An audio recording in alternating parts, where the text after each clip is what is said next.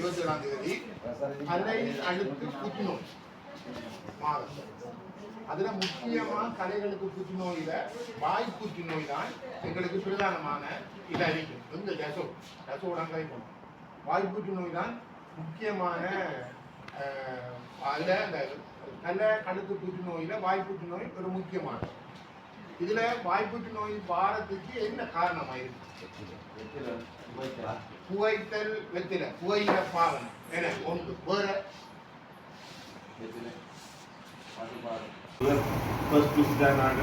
கண்டுபிடிச்சு அவங்க இன்னும் கன்ஃபார்ம் பண்றதுக்கு மேலதிக சோதனை. இப்ப நாங்க 2 மாதம் ஆபத்துல அறிவிக்கிறாங்கள பிடிச்சிருக்கிறோம். நீ அவங்கள உறுதி செய்யக்கூடிய சோதனைகளை செய்து அவங்களுக்கு அப்படி இருக்குமென்னு சொன்னா இப்போ சுகர் இருக்குமென்னா சுகருக்கு இன்டர்வியூ பண்ணி விடுவாங்க. ப்ரெஷர்ன்னு சொன்னா ப்ரெஷருக்கு இதுக்கு அனுப்புவாங்க. சரியா? அப்படி அவங்கள ஏழியாக இது நோக்கம் என்னன்னு சொன்னா ஒரு சீனி வந்து அந்த சீனி படி அமைச்சு எல்லா கிட்னி கார்டு எல்லாம் பழுதாகி அதுக்கு பிறகு கண்டுபிடிச்சு ஒரு யோசனை இல்லைன்னா அவருக்கு கேட்டால் அதை போயிடுவார். அப்போ ஆபத்தான குணங்களை வருவதற்கு முன்னாடியே கண்டுபிடிச்சு அதை கட்டுப்பாட்டு வச்சிருந்தோம்னு சொன்னால் அவர்கிட்ட ஆய்வு காலத்தை அதிகரிக்கிறதுக்கு தான் இப்படியான செயற்பாடுகளை நாங்கள் செய்கிறோம். அதில் ஒரு தொடர்ச்சியாகத்தான் இப்போ கடந்த மாதம் வந்து ஹெட் கேன்சருக்குரிய மாதம் என்ற வழியாக நாங்கள் அந்த ஹெட் அண்ட் நெக்குரிய கேன்சருக்குரிய அவேர்னஸ் என்று சொன்னோம்னு சொன்னால் ஒரு என்னென்னு சொல்கிறதாம இல்லை ஒரு விழிப்புணர்வை நம்ம கொண்டு வரது. ஏன் இந்த விழிப்புணர்வு முக்கியம் என்று சொன்னால் ஹெட் அண்ட் நெக் கேன்சர்னா வந்து அந்த கியூரபிலிட்டி என்ற அந்த ப்ரோக்னோசிஸ், அதாவது ஏர்லியாக கண்டுபிடிச்சிட்டோம்னு சொன்னால் அதை மருந்த ஆரம்பத்திலேயே அதை கண்டுபிடிச்சிட்டோம்னு சொன்னால் அதை குணப்படுத்துகிற வீதம் வந்து மிச்சம் இல்லை விளங்குதான். அதாவது ஆரம்பத்திலே அல்லது ஏழிலே அதை நாங்கள் சொல்கிறீங்கன்னா ப்ரீமெடிசன் கண்டிப்பாக சொல்லி அவங்க ஸ்டார்ட்டில் கண்டுபிடிச்சிட்டோம்னு சொன்னால் 100% அவங்கள அந்த ஆபத்திலிருந்து எடுத்து விடலாம். அந்த குணமுறிலிருந்தோ அந்த கேன்சர்லேருந்தோ அவங்கள காப்பாற்றிக் கொள்ளலாம்.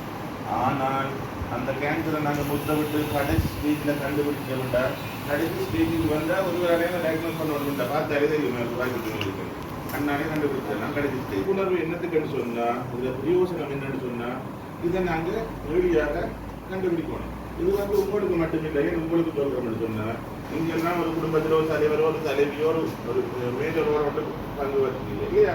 அப்போ உங்களுக்கு இந்த அறிவு இருக்குமென்னு சொன்னால் உங்களோட குடும்பத்தில் இருக்க மற்ற பேர் யாராருக்கு நாங்கள் இப்போ எல்லாத்தையும் படிப்படியாக சொல்லி தருவோம். யாராருக்கு எங்கள் ரிஸ்க்கு நீங்களே வீட்டில் உங்களுக்கு மட்டும் இல்லாமல் சுய பரிசோதனை முக்கியம். அதே நேரம் உங்களோட குடும்பத்தில் இருக்க மற்ற ஆக்களுக்கும் இப்படியான ஏழியாகவே கண்டுபிடிச்சு அதுக்குரிய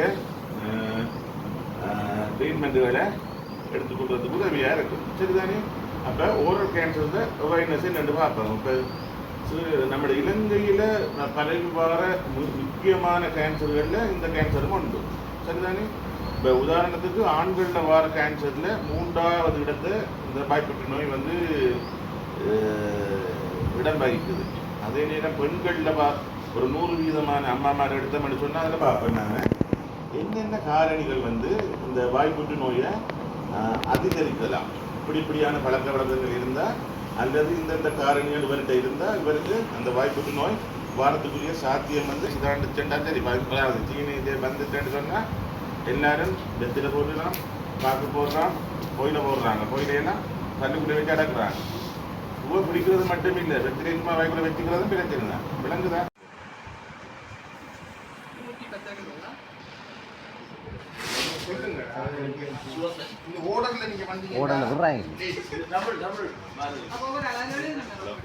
இந்த ஓடர்ல போய் நீங்க என்ன சொல்றதுக்கு